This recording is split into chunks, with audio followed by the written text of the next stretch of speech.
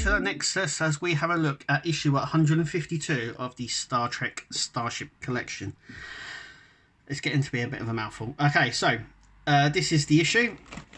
This is the ship. We'll have a little bit of a closer look at the ship in just a moment.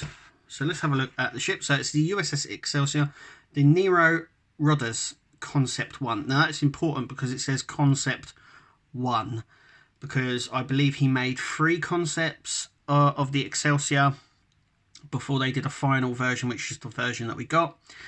And all 3 appeared on in Star Trek, mainly on Next Generation, where they appeared as background ships like Wolf 359 and sort of damaged ships or derelict ships at the sort of scrapyard, if you'd please, of the ships. But they all made a sort of appearance. I'm going to be completely honest about this ship and the magazine. So just want to brace you for that. Yeah, so it says Class Excelsior, Concept 1983, and obviously Nilo Rodis. Right, so yeah, so we have here. So it was designed and filmed for Search for Spock. That's where it was going to make its debut. And here we are. So yeah, originally designed for Star Trek 3. It was a rejected concept, was later seen in Star Trek Next Generation, which is what I've just said. Plan view, it is plain. And there's no in-universe information, nothing. Now with the Wolf 359 ships, now there wasn't really much to go on, and I think a lot of people have found information on them through the encyclopedia and other sites and that. I just can't understand why there's no in-universe information on this ship. In fact, this whole magazine seems like it was a special. Like the special magazines that we get that goes more onto the concepts of stuff, like the Enterprise C concept, like the Avatine and the Titan Enterprise F and things like that. The magazine almost seems like that. Yeah, it is canon, but I think Eagle Moss put a lot more work in the 359 ships than they have in this one, because they've literally done nothing. There's no trivia, there's no bits down the side, and then it just. That's it. It just goes straight on to the design. So yeah, I'm going to go through this, but I am not impressed with the magazine. Anyway, so this is obviously the original concept design that he did, and then they built a sort of a stereo model of it, so like a sort of a quick build model, so not as detailed, but as you can see here in the graveyard scene, you can see it's just here, it's upside down. But also on there you can see a top of another one as well, and I think there's another one at the back there. Yeah, so it's worth noting that they have put Concept 1, which probably means we're going to get Concept 2 and Concept 3, because there was 3 designs done.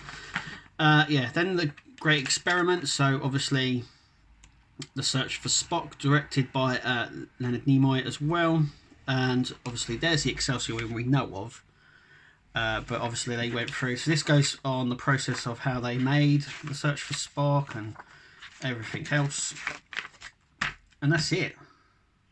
That is it. There's more of a bit of a closer picture. There's that ship there and that one there. Obviously, one's from Wolf 359. That Nebula class up here, which we're actually getting in a later issue, I do believe. But we are getting that. Obviously, here's the model here. So you can see the design elements that went into the Excelsior. This is at a very early stage. And it has a really... there's a nice bit down here as well. That the engines are up like that, but actually when it was in impulse... At warp it would go up. At impulse they would lay flat. Obviously it was never shown on the model, and we never got the ship. But it shows you that they were thinking of moving the cells before Voyager, and it would have been nice if we had that thing there. Obviously, coming up in issue 153 is the Devon warship. So we'll have a little bit of a closer look at that one. There's a nice top view. So without further ado, let's open up. It is the Excelsior concept out of the box, and I actually really like the model. I've got to admit, I really like it. It is either on the small side, but nonetheless I actually like it, despite the magazine. So let's have a little closer look. So, as you can see, it says Excelsior on it, as you can see. It's got the these little blotches over it, which would indicate windows, I would imagine. Underneath, NCC 2000 again, that's nice. We get a lot of bits here. We have the deflector dish there, it's painted, which is nice. We get some detail on the nacelles there, the tops of the nacelles. I'm not too sure if they're paint. Actually, I think they're they use the blue plastic on there as well, which is nice. Yeah, I mean, it is what it is. I think it does fit in actually as well with the stuff that we get in Star Trek, I think, as well. It's got this really slender profile. It's got the X sort of nacelle design, which would have been really nice if we saw this, especially with the moving nacelle. So obviously they go flat when it's in impulse, up when it's at warp. Yeah, so I'm quite happy with it. It's got this sort of speckled effect all over it. I think that the top and the deflector here, I think that's mainly because it's they're representing windows maybe, but it has this sort of speckled effect all through it,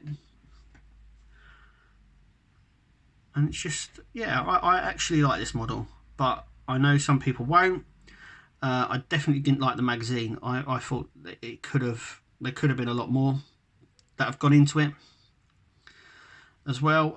Obviously there's little bits missing, so these are the shuttle bays here, and as you can see, they're quite plain. The impulse engines aren't painted. I don't even know where they would be. I think actually they're here on this little ridge just here, but they're not on that. But yeah, I kind of like it. I like it. It'd be interesting to see the other ones, the other concept ones. Like I said, I think they have run out of Federation ships to produce, and I think this is probably the best way of doing it, of using some of the concepts that were canon, that actually are canon, but concepts in nonetheless. Yeah, so it fits in the base as well really nice. It fits right there, and yeah, I kind of like it. I've got to say I like it. Anyway, tell us what you think. Despite the magazine, I think the ship is really nice. And yeah, it does it for me. Thank you very much for watching. Click to subscribe and like this video, and we'll see you at the next one.